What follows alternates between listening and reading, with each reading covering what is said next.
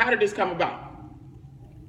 Well, my mother gave me a book when I was, why am I yelling? My mother gave me a book when I was like 9 years old. I didn't read it till I was like 19 years old. And the principles from this book helped me retire when I was actually 22 years old. It is unlimited. When you have unlimited access to just how millionaires and billionaires think.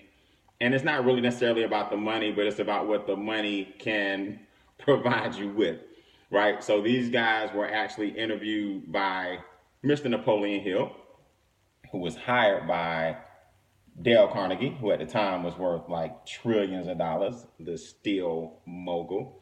And he put all of these principles together in one book. And if you guys aren't learning these principles, then shame on you. So check it out. You guys know I usually take like 2 minutes, but it's called 60 seconds, but that's just to get you to watch.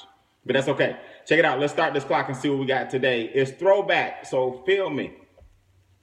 Throwback Thursday. Bam. I told you, man, I got a million of these. Look, it's falling apart.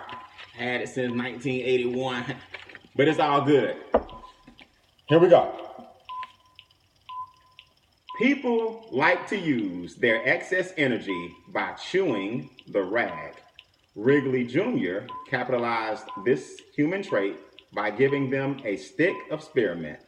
In other words, all most people do like to do, man, is run their mouths and talk and chew and flap their lips. So you know what Mr. Wrigley did? Took his last name, put it on a brand, and gave them some spearmint to actually chew on.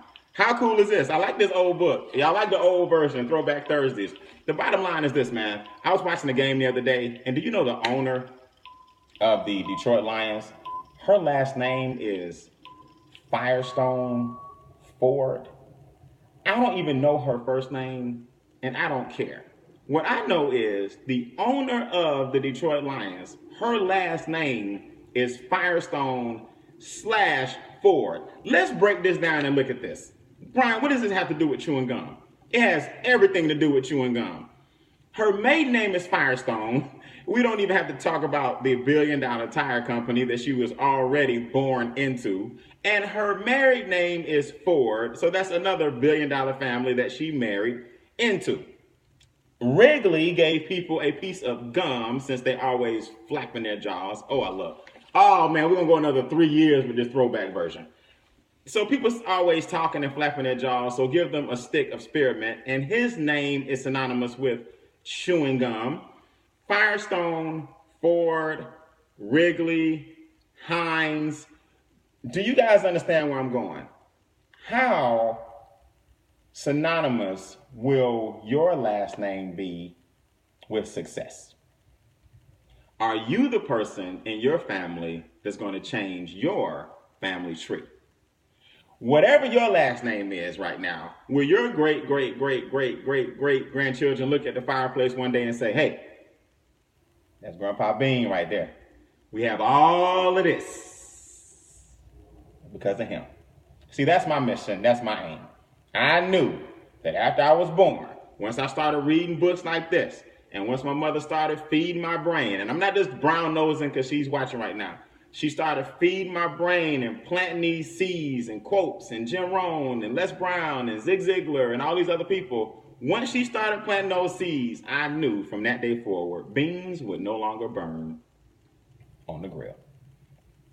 Those of you that don't know anything about the Jeffersons, don't worry about it. But we're moving on up. And the bottom line is you're doing things today, right now, that will affect your unborn children if you don't have any, that will affect your grandchildren, your great-grandchildren. What you do today, don't worry about the jersey or the team on the front of the jersey.